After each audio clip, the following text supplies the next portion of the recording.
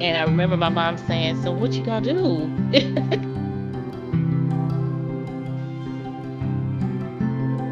Hi, everyone. Good evening. Welcome, Entrepreneur Club. We have an amazing guest speaker, the fabulous and talented Jolie. Mhm. Welcome. Thank you. Thank you so much for having me. Absolutely. We're absolutely honored to have you here with us today. Um, we are a little bit about us. We are the Entrepreneur Club for Dallas College. We are in the business of helping students develop their own businesses and launch them as well. We have quite a couple of number of students who are in our culinary department Okay. who are joining us today in the stream on our stream. Okay. Um, but we were deeply interested in knowing a little bit more about you and getting to know a bit more about your life story. Okay. So just jump in and start. Yeah, absolutely. Okay. Again, thank you so much for this opportunity to share with you all. I'm not sure how much you all already know.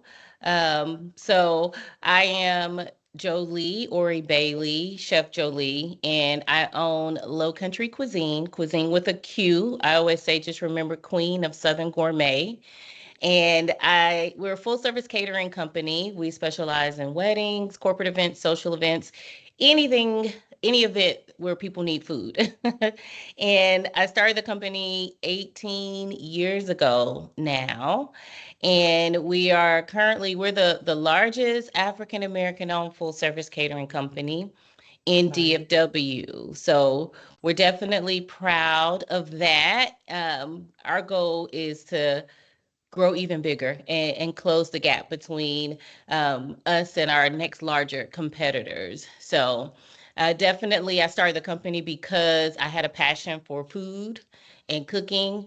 I actually did not go to culinary school. Both of my grandparents were in the culinary field, and we're from Charleston, South Carolina, which is where the Low Ooh. Country is. So, if anybody knows about the Low Country, it's a lot of great food, a lot of great culture, a lot of similarities to New Orleans, but Charleston, that's the birth of Southern soul food, um, as we know it today. Because Hmm. if we know how our country developed on the East Coast, Charleston and South Carolina and Georgia, that is where over 80% of West Africans were brought to the country, and a lot of their culture in food and their dialect. They speak a dialect in Charleston called Gullah. If you heard of Gullah Geechee people, Wagishi. yeah, lots of strong heritage still there. And so a lot of that food, rice and seafood and okra soups and all those things started on that East Coast and started to migrate west, like everything else did in the beginning of the country here. So Charleston and the Low Country doesn't get enough recognition. It's starting to get better, but that was one of my main goals of starting Low Country Cuisine and calling it Low Country Cuisine because I wanted to shine a light on the people and the culture and the food. And so, with both of my grandparents being in the culinary industry, they cooked breakfast, lunch, and dinner. So, we never really ate out, and my mom could not cook. So, when I would go back home after summers and holidays, spending time with my family, at about 10 or 11, I started asking, could I cook? And I would try to recreate the meals that I had with my grandparents. And so before I knew it, I was the family cook, and then I became the cook for friends and for roommates. And then everybody would always ask me to bring dishes to parties or to events. And then one day I realized that, I could probably start charging people for this. And I love doing it. And my mom always instilled entrepreneurship in our house growing up. And so Mm. she always told me to find something I was passionate about doing, something that I would do for free because I loved it, and then find a way to make money at doing that. And so that was always in the back of my head. And that's when the light bulb went off in 2007. I was like, hey, I'm passionate about this. I'm doing it for free. How can I make a business out of it? And so that's how I started. That's incredible, honestly. Um, in 2007, you said, wow. So, Hmm. did you have any? Because that was right around the financial collapse, wasn't it? Yes, it was. Ooh, so you're no stranger from life-changing events, then, huh? No, but the difference is that when you start a business from scratch, from zero during those types of times, you don't Mm-hmm. have previous year's sales to compare it to, right? So Right. everything that you do is growth. So during that time, it was not as much of a struggle for me as it would have been for more established companies because Mm-hmm. they had something to lose, whereas I didn't really have much to lose. So that part, the positive part about that was that the company I worked for at the time, I was in outside sales. That's all of my um, corporate previous experience. 10 years was in outside sales, and Oh. so the good thing was that when I had my daughter in 2009, the company decided to restructure, and people got laid off, and I actually volunteered because I Oh. knew by that time I had been catering on the side for friends and Mm-hmm. family.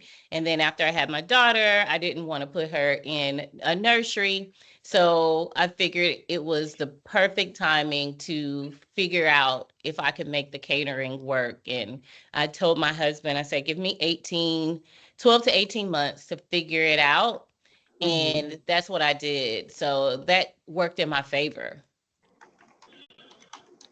Very nice. Very nice. So, were you, since you were able to grow from the 2007 disaster, you grew huge and became a really big influencer, a really big chef as well. I know that we've seen you on TV. Very Hmm. nice. Um, what about COVID? How did COVID impact you? Oh, goodness. Another thing, and as I'm saying this to you all, I'm starting to think, and I already know how blessed we are as a company, as I am as an entrepreneur, because um, I didn't have any money when I started the company. No money, no investors, no loans or anything like that. And we were able to I was able to start it and grow it.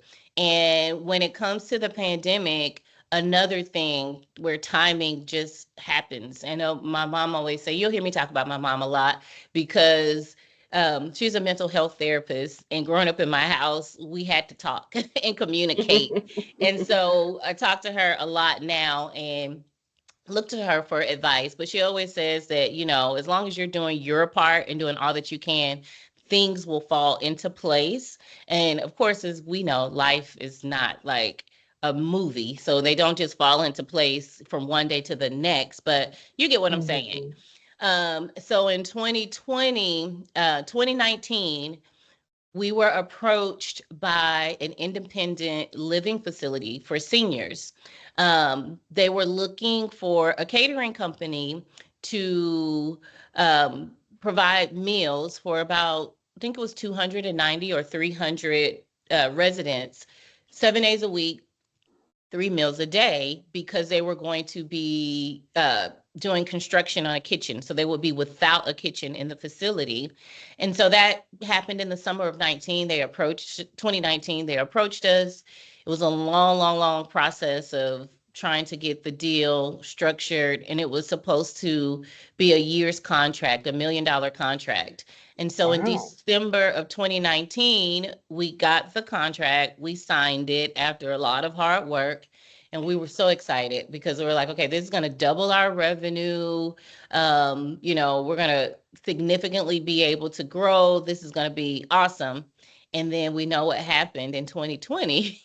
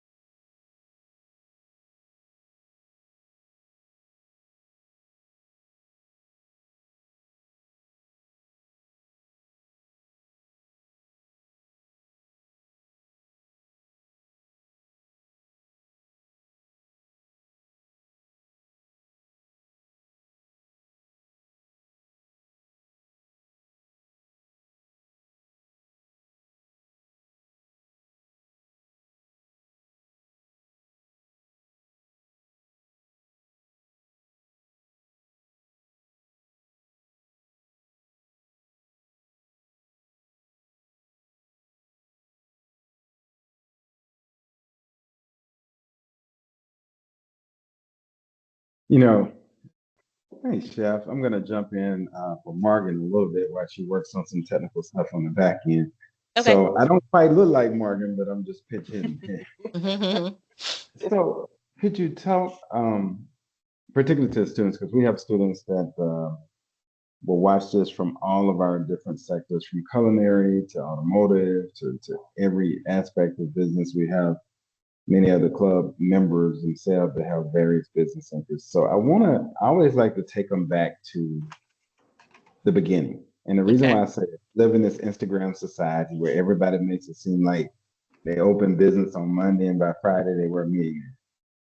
And and so now when they get out and they realize the reality that that doesn't happen, I want to talk about how you got that first customer and how you continue in terms of your customer acquisition strategy to acquire customers, because I think that's the toughest part for our audience is customer acquisition. So my very first customer was a friend of mine, and I had been telling her that, I think I want to do catering, I think I want to do something with food. And we'd just been talking about it, off and on. And then she was graduating and getting her master's, and she asked me to cater her graduation party. And I was like, "What?" I was like, "No, I'm not ready." She was like, "Yes, you are. You're ready."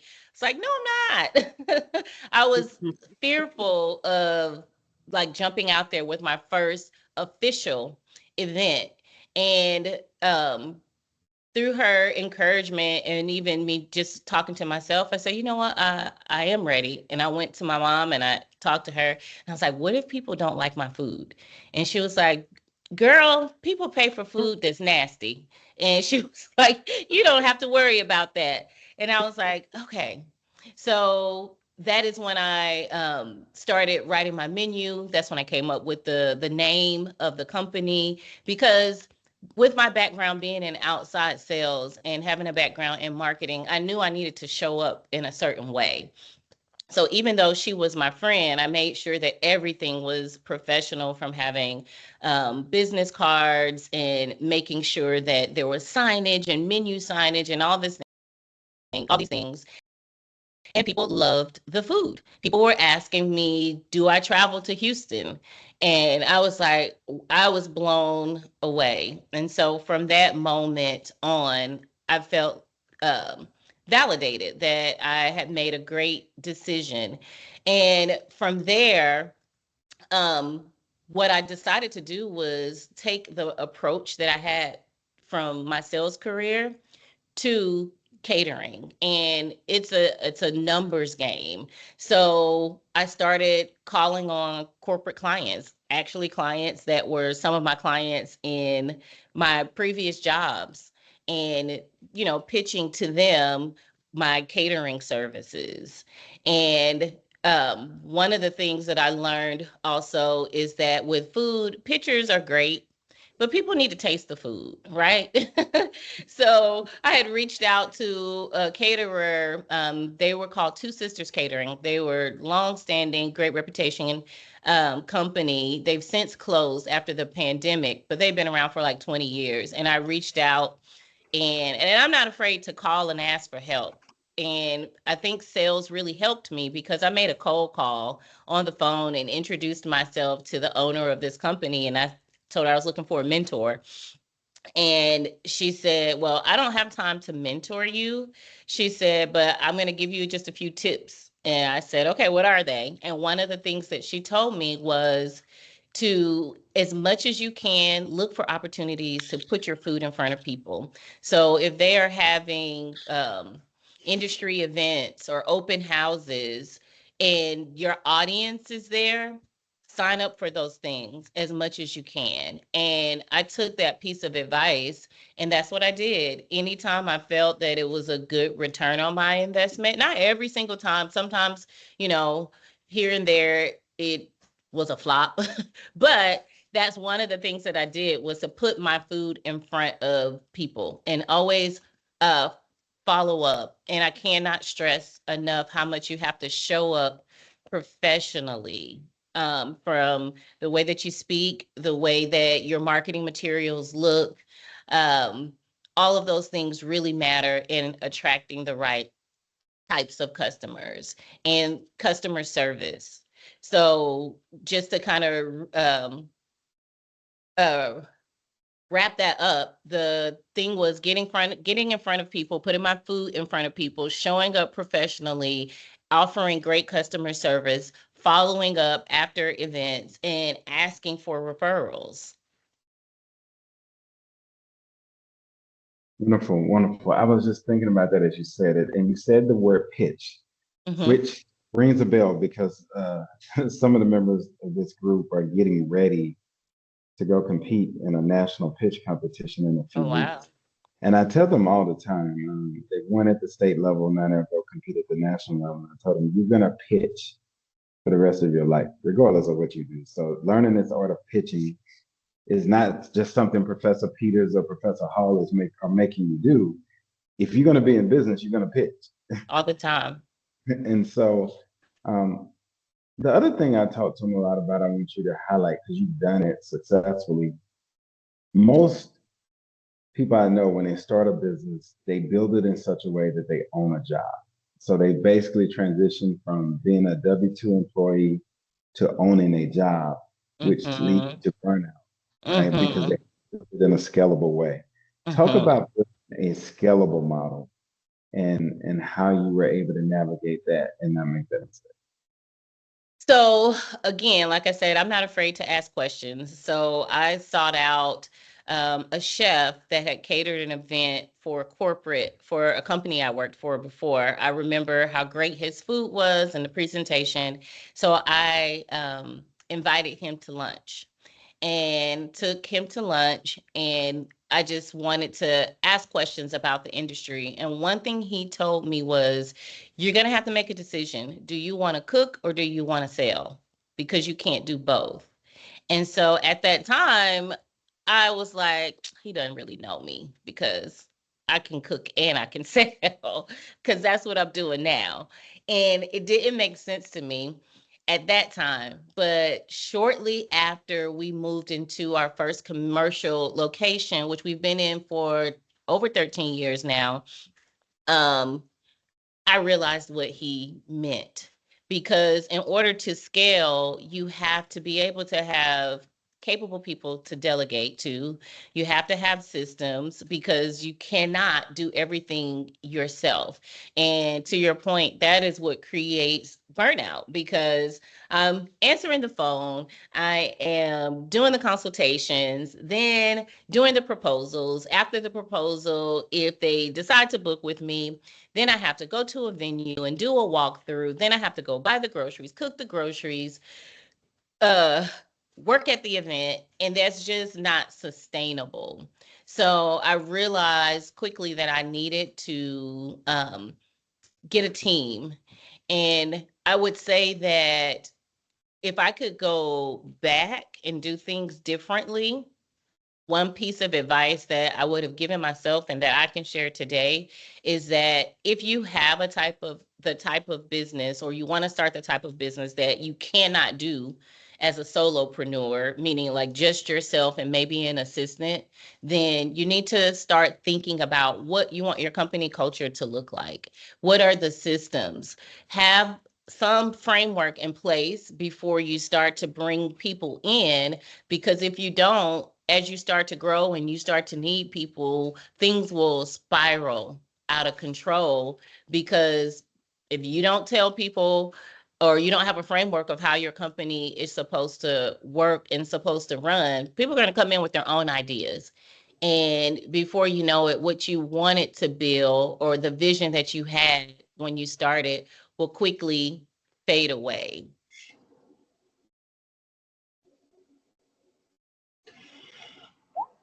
Morgan, are you back or not? Okay. Can you see me? Hey, can I jump I in? see. Yeah, I was just about to see. Annie has a question. Okay. So Jolie, would you address the idea of the importance of creating a customer experience? And I also want you to talk about at some point, about the Dabaduya and the cooking channel, Because I think all of those were things that kind of helped you get more visible to different audiences, maybe. Mm-hmm. And then, of course, you got to tell us how in the world you got on TV. Okay. So customer experience is so important. Um, we're all customers, right? Of some store, some restaurant, whatever. And I have always thought about how I want to feel as a customer and how I want to be treated. And even if there's an issue, I've always thought about companies that I've had to approach about an issue as a customer and how they handle it. Um, that will make you come back, right? So I look to um, company culture as well. And for me, creating the type of culture where the people who work with our company are passionate about food, passionate about customer service, passionate about presentation, that genuinely love what they're doing, that translates to our customers. I can't tell you how often the feedback we get, and you can probably see some of it online on some of our reviews, where people talk about how great the food is, but they always talk about how great our team is and how helpful we are, and how we make sure that their guests were taken care of. And you'll hear that not just from our direct um, customers, but you'll hear that from other vendors that we work with, other wedding planners or event planners, or even wedding and event venues we work in. They love when we're the caterer, because they know that we're not going to just be focused on the catering. We're going to be focused on the entire event. So if we see someone that needs a hand, it's our team will jump in and help out, even if it's not our job. And so I think that's really a part of your brand as well. Like, what do people think about when they hear Low Country Cuisine? You know, what feeling do they have? And so we know we want people to think about great food, great customer service, hospitality, southern hospitality, and just a company that where the people are happy to be doing the job that they're doing. Because when people are angry and not happy, that makes the food not taste that good. You know, you can taste it when things are just thrown together and there's no love and passion. So that is how I look at and approach customer experience. How do I want to be treated? What do I want people to think when they hear Low Country Cuisine? What was the other question, Annie? Okay, so you kind of found ways to extend Low Country Cuisine and Chef Jolie. Okay. You had some creative ideas with Dabaduya, and then the cooking channel, the cookbooks, Mm-hmm. and then ultimately Good Morning Texas. Yes. So the vision that I have for Low Country Cuisine when I started was I wanted to have food products, pots, pans, cookbooks.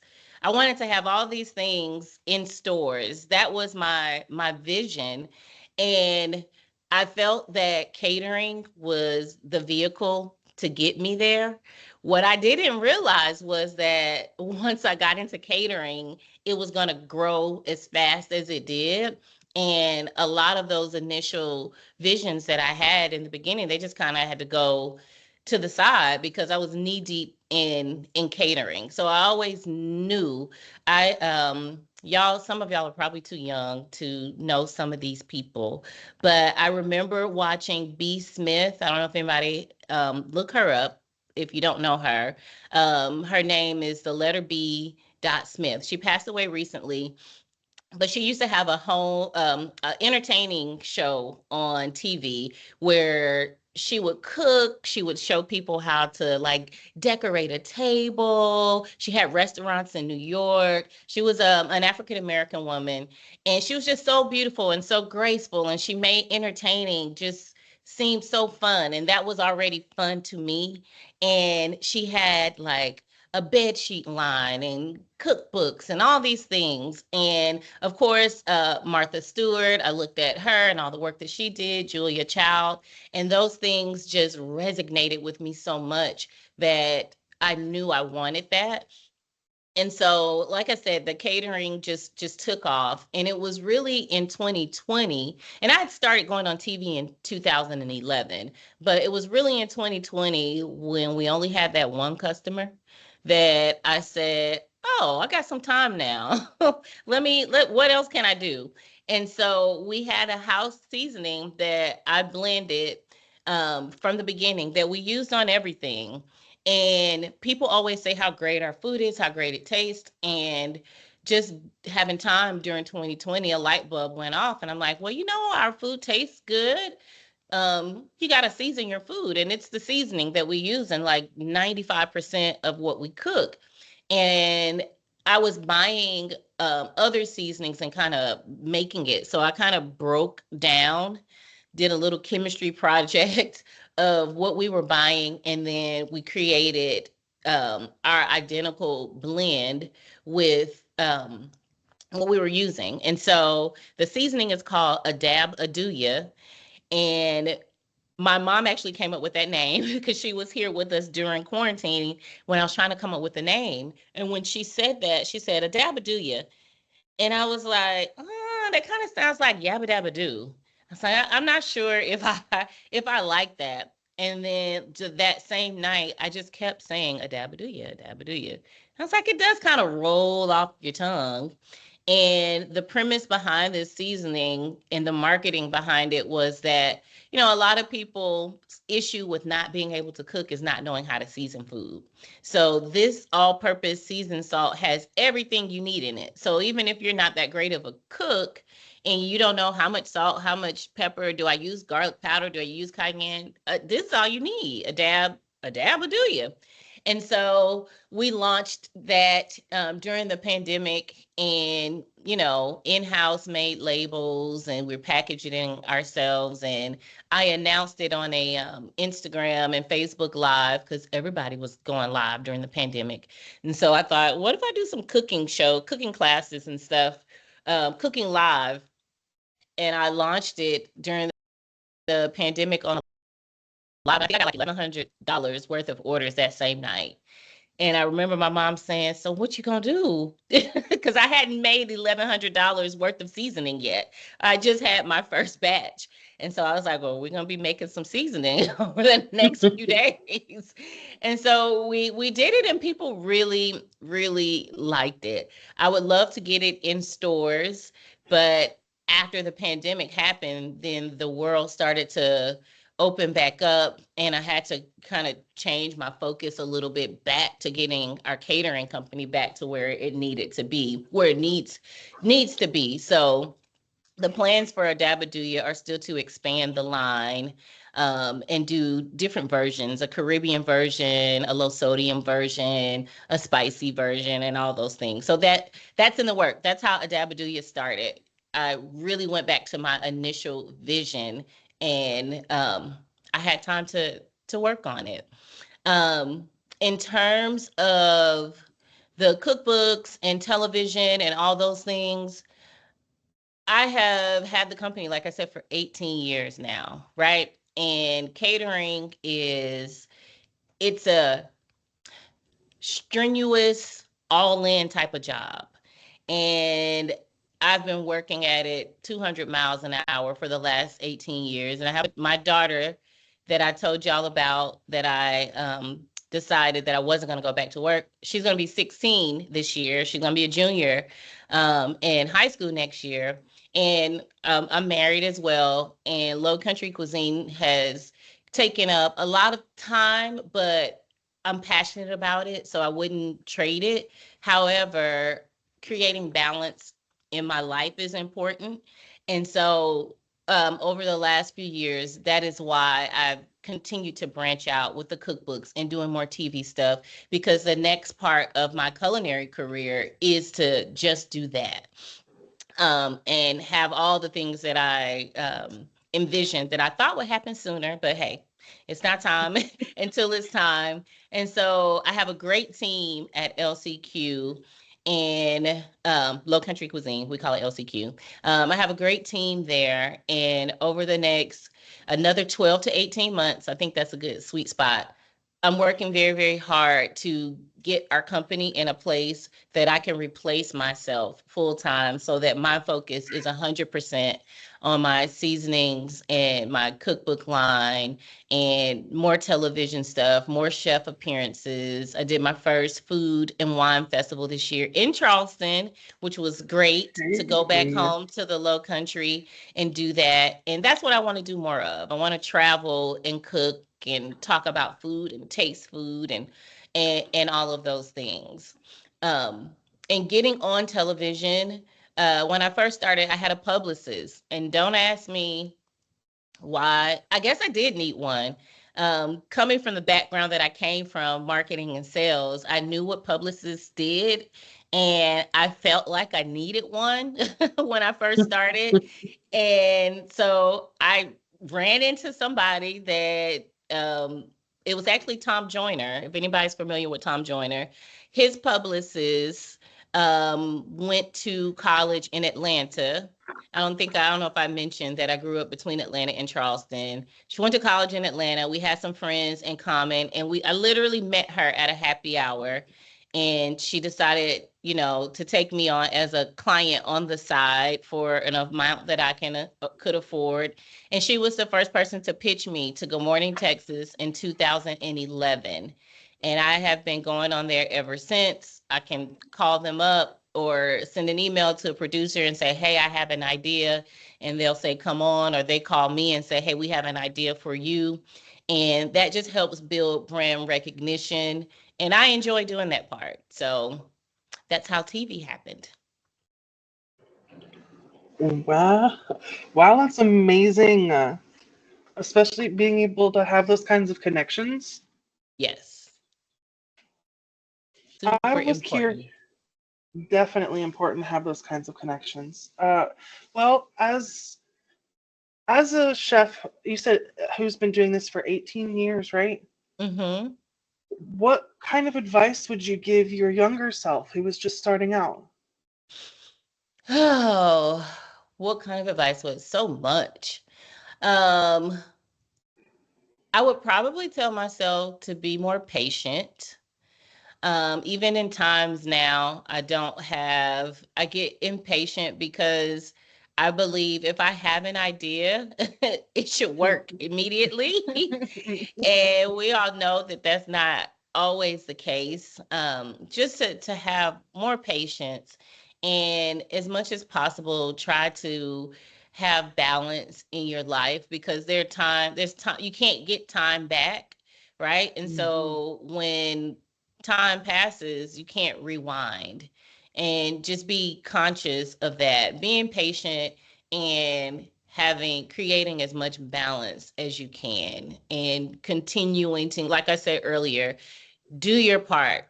Just, Mhm. focus on doing your best because that's all that we can do. And the other things will eventually start to fall into place. Definitely that life work life balance is incredibly important too. But yeah, I feel like things kind of just end up clicking into place as long as you keep doing it, you know?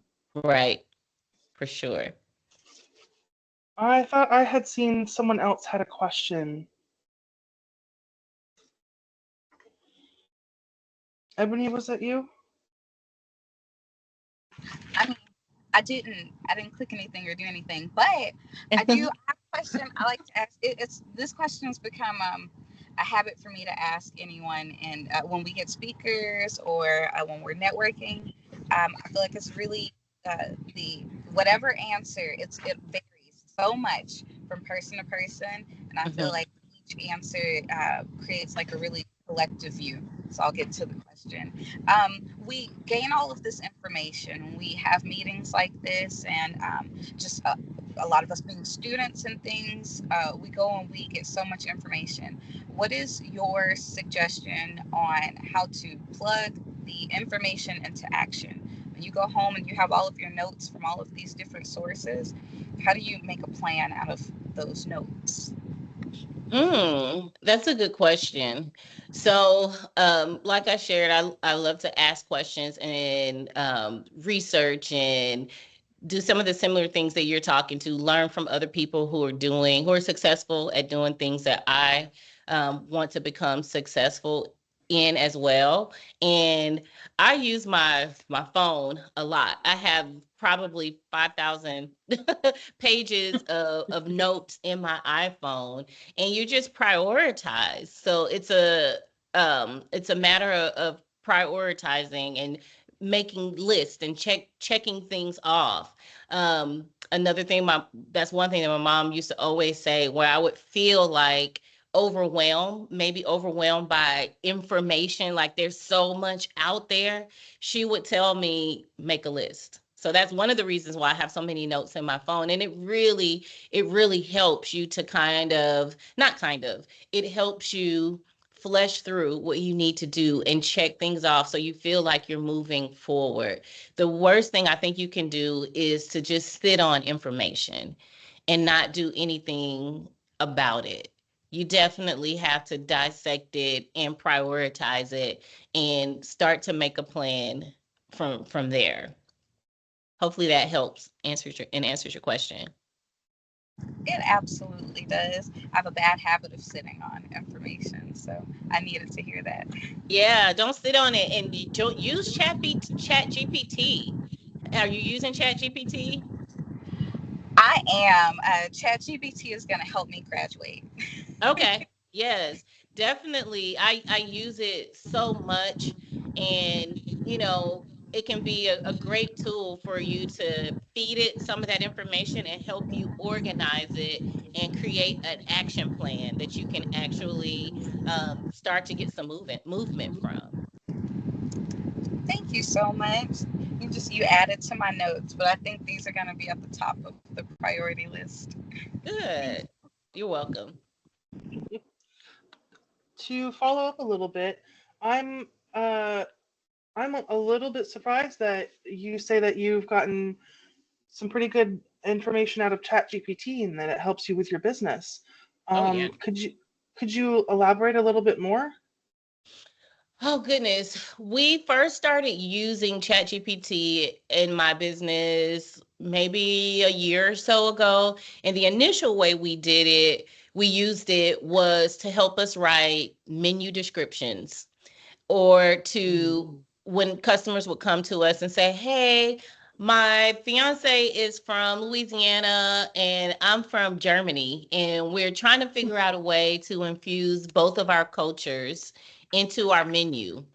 Well, before Chat GPT, we would be combing the internet, Googling and blah, blah, blah, and trying to find all this stuff. And then with Chat GPT, you could just literally tell it, "Hey, I have a client and they would like a modern menu, upscale for this amount of people. He's from Louisiana, she's from Germany. What kinds of small bite um, items can we do for the cocktail hour? Are there any salads, any entrees that can fuse the two and create a fusion?" And ChatGPT will spit out all these ideas. And then we can pick and choose like what makes sense for us, like what's really doable. And that's one way that we started using it with menu descriptions, because oh my gosh, how many ways can you say our signature blah, blah, blah, crispy, perfectly grilled? It's just like, oh my gosh. Now it takes like a fraction of the time to come up with eye-catching menu descriptions. And then we can tweak it, and you could tweak it yourself, or you could tell Chat GPT, "That's too long. I need it to be shorter. I need it to be more engaging. I need it to be wittier, funnier." And uh, now my team is using it for things like um, we do a sign-in sheet at events for our bartenders and servers. They can clock in and out on their phones, but we're still doing a paper sheet as well, because sometimes Wi-Fi isn't good or connection isn't good. So this is just a backup for us. And so it used to take somebody, I don't know, 15, 20 minutes when it's time to get that information ready for payroll, trying to add the hours and all of that. Now one of my team members told me that he's using Chat GPT to take a picture of the sign-in sheet, and Chat GPT turns it around in seconds with the names and the total hours. And so now all he does is just double checks, just to make sure that there aren't any errors. Yeah. I just used ChatGPT before we got on this call because I need to hire an operations manager again, someone that we had, a position that we had um, prior to COVID and a little bit after COVID. And that position went away just because business had to build back up. And now I need to hire for that position again. And I'm trying to determine if it's the right time, are the budgets right? And I asked ChatGPT, what are some creative ways to craft an offer for this position to where, maybe I can bring this person in and scale up their pay, because what they were making before is more than we, are able to pay for this position.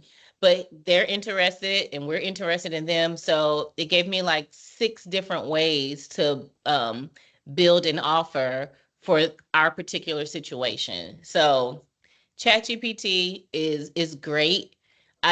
You have to give it good information to get good information out. So I know some people think that, oh, the world's gonna go to hell because everybody's just using ChatGPT. Well, if you're using it correctly and it's a tool and not a crutch, it can definitely make you more efficient. And I found it to be that. Agreed. And especially with the double checking of ChatGPT. But like it has definitely brought a lot of really good like power behind being able to build a business. For sure. Let's see. Did we have any other questions? No, I'm so sorry. No, go ahead, Ebony. Look. It's not so much of a question. Just to piggyback on the ChatGPT or AI thing in general, I found out ChatGPT will lie to you. I'm convinced it doesn't want anyone to be able to depend on it 100%. So I have found that I don't trust it enough to rely on it for fully factual information, but it's a great organizing assistant. Sometimes it's hard for me to organize what I want to say or what I want to do. Sometimes if I just give it the ideas that I want to project, it's like, oh, okay. And it'll talk to me like a real person. That's a good idea, Ebony. I'm relying on your own whatever, because I'll tell it, hey, I don't want you to do all the work for me. Help give me some ideas. Recently, I found out that it can ask you certain questions. And once you answer the questions, it's like, okay, well, I'm going to use your answers to help this. And I'm like, oh my God, so it's still me. I'm real big on, when it comes to using AI and ChatGPT, make sure it's your own voice, or else you and everyone else using it will have the same thing. You're going to ask it similar questions and it's going to give you the same answers. And someone else is going to be like, that sounds really familiar, because you both got it from ChatGPT. Sorry, I just felt like that was very important to plug in for anyone watching. Yes, you definitely have to give it good information to get good information out, for sure. And being able to talk to it with your own voice helps develop it as well. I've noticed that the longer you speak with it and the more input you give it, the more it will tailor itself to be able to help you as well, and put your own like values and voice into it. Yep, it starts to know your tone, and it knows about Low Country Cuisine and the goals that we have. It definitely helps with organizing your thoughts for rewriting an email. Like I may write an email and upload what I wrote and let ChatGPT polish it for me.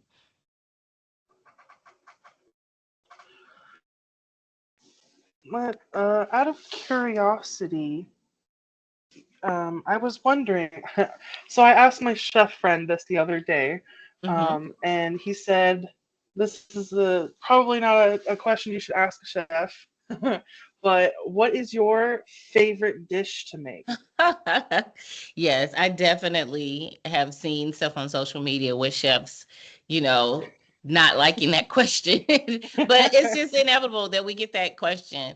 I don't know if I have a particular favorite, like one dish, but I will say that, being from the Low Country, I enjoy everything seafood. So I love making seafood and rice dishes. I'm a savory person, a savory chef. I have a handful of desserts that I can make, and I stick to that unless I'm forced to do something else. But I really enjoy making like soups and sauces and things where you can build upon the flavor and they just develop. And I think soups and sauces really, they kind of, especially sauces, like that is just the cherry on top of a dish, to have a great sauce to finish, a nice piece of fish or a piece of chicken or what have you. So um, while I love seafood and love rice, in terms of cooking, I love making soups and sauces. Is there a dish that you may be experimenting with now, or perhaps you're in development now? Well, I can tell you a dish that we just executed last weekend. Yes. So I had shared with you all that in the Low Country, the African influence is very strong in the culture and the food there. So is African, Caribbean. All of those things are just very, very prevalent in the food that I ate growing up. And so as my culinary knowledge started to expand, I began to see the similarities in traditional West African food. Um, and I don't know if anybody's heard of jollof rice that's on the call here, but jollof rice is a Yeah. West African rice dish that you have at every important gathering, weddings, house parties, funerals. You got to have the jollof rice. And in Charleston, we have a rice. And the jollof rice, it's a red colored rice that has tomatoes and peppers, and it looks red. If you know what like Spanish, like Mexican rice looks like, that red, that's what it looks like. And so growing up, we would always have a dish called red rice. That same thing. Every party, every get together, you have red rice. And so when I put the two together, I was like, oh my gosh, this is directly from West Africa. So I wanted to learn more about West African cuisine. So long story short, I had a Nigerian cook that worked with my company for a couple of years, and I asked her to teach me how to make West African food, because one thing I noticed was at the wedding and event venues we worked in, um, there was a need for higher end ethnic catering. Um, Mm. a lot of the venues have a set list. Only these caterers can work here, and they're normally American caterers. But they would want to allow people to bring in Indian food or African food because it's so important for people to have their food and not a take on it. And so I said, Mhm. oh, okay, that's a avenue for us to explore. I genuinely want to connect the dots to my roots and learn this food. And I know that we can, provide this service that's needed. So a couple years ago, I started learning, and now we cater. I don't even know the number of West African weddings and events that we've catered so far. I've lost count. But last weekend, we did two African weddings, one Nigerian, and the other one was Senegalese. And so I've done Nigerian, I've done Ghanaian weddings. We've done Caribbean food, but I've never done Senegalese food. And so there was a specific dish that the groom wanted called yassa poulet. And so they were coming from New York, getting married here, but coming from New York to do their tasting. And so I had like a month to learn how to make yassa poulet. And I searched all over DFW to find a Senegalese restaurant. There was not one for me to go taste this dish to figure it out. So I had to go to YouTube University, and I studied and studied and looked at it and studied and looked at it, and finally, found a method and ingredients that I felt like that we could do on a large scale, because they had 175 guests. So they came for the tasting. The groom absolutely loved the food. I was so nervous because with Nigerian food, there's Nigerian restaurants and Ghanaian restaurants here in DFW. I can go and taste it. And I had the Nigerian chef. Like, she didn't know Senegalese food. I couldn't even call her. And so the groom tasted it and said it tastes just like his mom's. And I was like, oh my gosh, the ancestors, that's the only way that I can say how I was able to capture the essence and flavor of this dish. And some of the recipes put olives in it and carrots. And I decided that didn't make sense. And so I didn't do that. And so he said, I'm happy you didn't do that, because that's not how we eat it. And I was like, oh. So we had the wedding happened last weekend. So I would say that would be the best example of recipe development, things that that I was working on. Right now, I don't have anything crazy going on. Although I did get a inquiry this morning where they want Spanish food for a high-end client, and they have $300 per person to spend. So I haven't had that call yet, but I'm curious to know what they mean by Spanish food, like Spain, or they're calling like Mexican or Puerto Rican or Cuban food Spanish. So we'll see. We'll see what happens. Ooh, what an incredible opportunity. Good for you. That's incredible. A big high-end client like that. Yeah. Well, I mean, you have been in culinary for 18 years. We do have a question. Let's Okay. see. Can we get your LinkedIn for any future questions and a follow-up on your business? Sure. I don't really use LinkedIn that much. Is that bad to say? I probably should use it more. I have a LinkedIn. What do we think about social media? And LinkedIn is kind of like social media. What do we think about Instagram? I'm on there a whole lot more. You like Instagram better? I do. See. That's where I am. Do you want under the Low Country Quisine or under your name?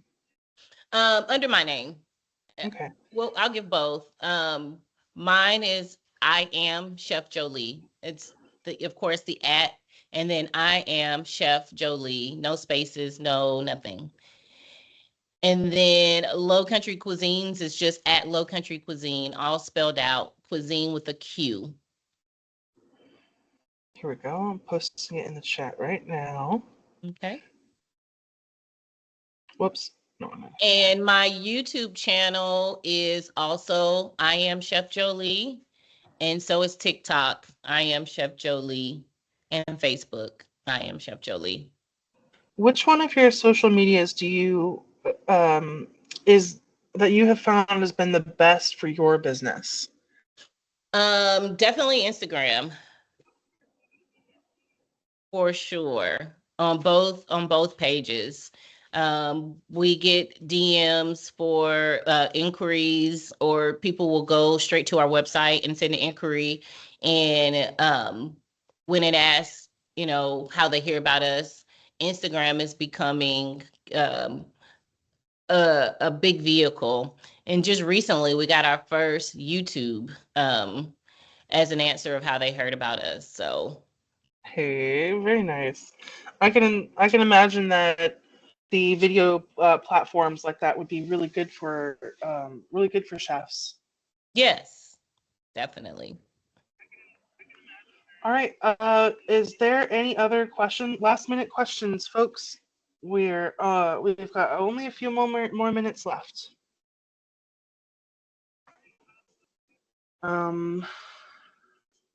Is there anything that you might have wanted to say that we haven't gotten the chance to speak about yet before we head out? Nothing other than just follow your passion. You know, if you've been given an idea or if you have a vision of what you want your business to look like, just keep moving forward. But one of the best pieces of advice that I got from someone was to just keep moving forward. Like every day is a new day. So if today didn't work out the way you thought it would be, you get a chance tomorrow to make it be what you want it to be, and just do a little bit every day. Just keep moving forward no matter what. No matter what. Beautiful. Mhm. Thank you so much. I really appreciate you coming and speaking with us.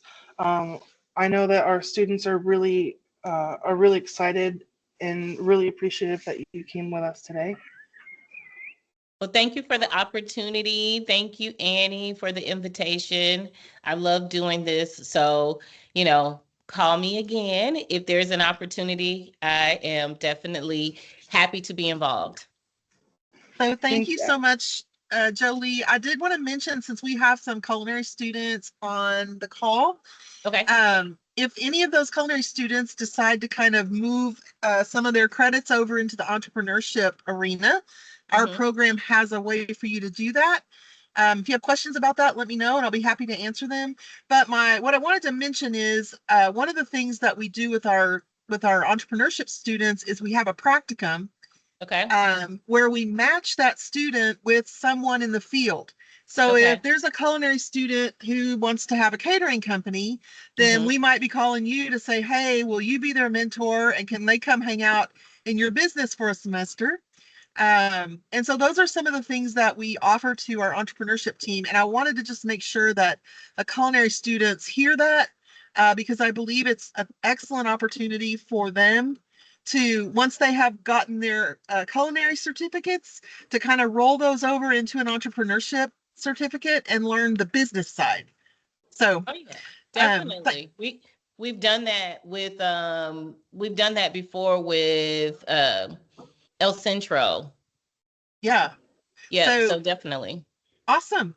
Well, thank you so much. I appreciate you being willing to share with this group. They are an eager bunch. Thank you for the opportunity.